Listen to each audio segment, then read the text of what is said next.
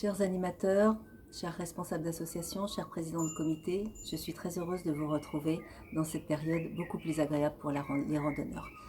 Vous allez pouvoir enfin organiser les randonnées que vous aimez tant, retrouver vos licenciés autrement que par vidéo. Je vous imagine déjà en train de préparer votre sac, préparer vos chaussures. Je vous vois sur le pas de votre porte à guetter la météo. Il y a quelques jours, vous avez reçu les conseils de l'équipe fédérale et vous pourrez retrouver tous ces textes ainsi que des fiches pratiques sur le site. Je tenais à vous donner quelques explications sur tout ce que vous avez reçu et qui va être très difficile à mettre en œuvre, j'en ai bien conscience, mais on espère que ça ne va pas durer trop longtemps. Tout d'abord, rappelez à tout le monde, nous l'avons rappelé dans d'autres vidéos, si vous êtes malade, vous ne venez pas randonner. Vous ne faites pas de sport d'ailleurs. Si vous êtes malade, si vous avez de la fièvre, le système cardiovasculaire est mis à l'épreuve. Et ce n'est pas le moment de rajouter une fatigue cardiaque en faisant du sport. Et puis la maladie, le Covid-19, c'est une maladie qui fatigue beaucoup. Donc il faut une convalescence assez longue. Ne pas organiser de pratique santé.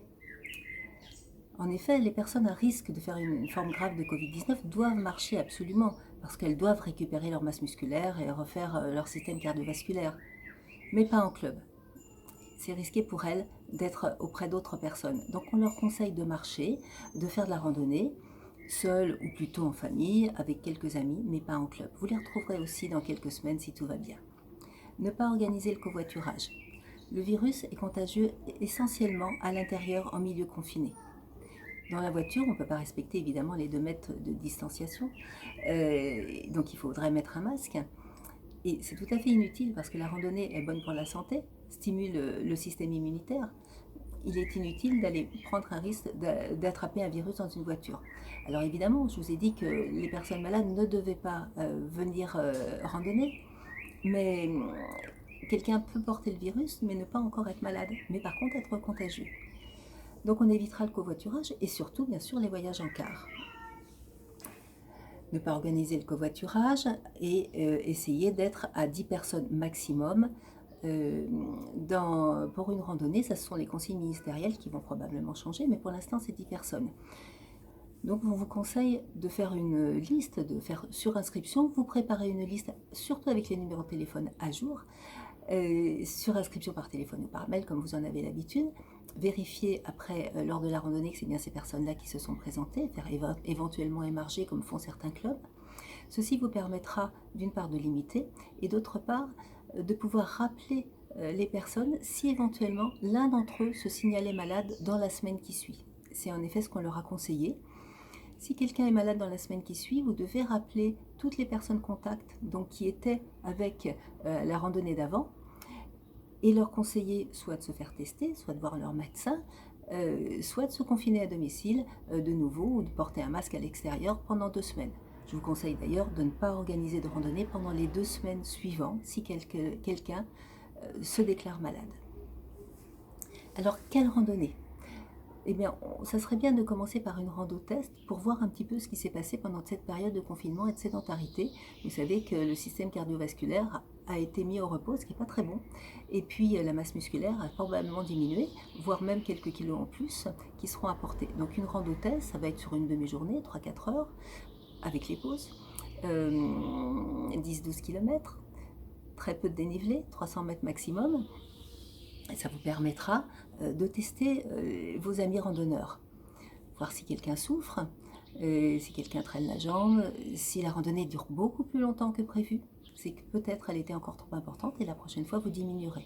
Et puis si tout se passe bien, petit à petit vous allez pouvoir augmenter et puis organiser des randonnées à la journée comme vous avez l'habitude. Restez sur les chemins balisés. Bien que vous connaissiez parfaitement votre région, d'autant plus qu'on ne doit pas pour l'instant aller à plus de 100 km, mais rester sur les chemins balisés vous permettra aussi de surveiller, de marcher à l'arrière pour une fois, je parle à l'animateur, et de surveiller les randonneurs, comme on disait tout à l'heure, de voir s'il y a une souffrance et de pouvoir aider. Et puis aussi, rester sur les chemins balisés permet aussi de ne pas appeler les secours dans des zones difficiles d'accès.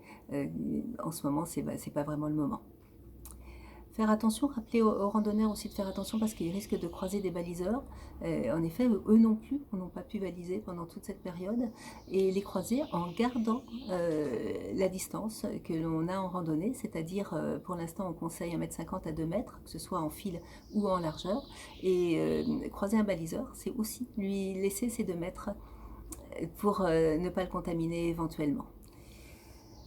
Enfin, ne pas oublier de faire plusieurs pauses d'hydratation. En effet, quand on est déshabitué à l'effort, on va avoir besoin de plus d'eau au début, parce que l'effort sera plus important, même si vous faites des randos douces. Pourquoi ne pas vous faire aider par quelques animateurs formés santé, qui pourront marcher devant ou derrière, et qui ont, eux, l'habitude de surveiller les signes d'intolérance à l'effort. Et puis, ils seront très contents de reprendre la randonnée avec vous, puisqu'ils seront actuellement privés de pratiques santé. Enfin, nous vous conseillons d'avoir un kit Covid, c'est-à-dire une petite trousse dans laquelle vous allez mettre, chaque randonneur mettra un masque, des lingettes désinfectantes, du gel hydroalcoolique, un petit bout de savon pour se laver les mains si vous rencontrez de l'eau, et bien sûr un sac poubelle pour tout ça quand ça a été utilisé. On ne porte pas de masque pendant la randonnée parce qu'on peut difficilement respirer en dessous et puis parce que ce n'est pas utile, parce que le risque de contagion il est essentiellement dans la voiture, comme je vous ai dit. À l'extérieur, il y a beaucoup moins de risques si vous gardez les distances. Donc pas de masque pendant, mais s'il y a un problème, s'il y a un accident, si vous devez porter secours, c'est là où vous allez mettre le masque. C'est pour ça qu'on vous demande d'en avoir un quand même dans votre petit kit. Enfin, le moins agréable, mais il faut quand même en parler, c'est que malheureusement, étant donné l'âge moyen de la fédération de randonnée, vous risquez d'avoir des décès parmi vos randonneurs. Vous allez apprendre des mauvaises nouvelles, peut-être l'avez-vous déjà appris, mais reprendre le randonnée au club va être l'occasion d'en parler. Et ça va être une situation très difficile. C'est à vous, président et animateur, que reviendra le soutien psychologique de vos randonneurs. J'espère que tout se passera bien et que je vous retrouverai tous en pleine santé à la rentrée.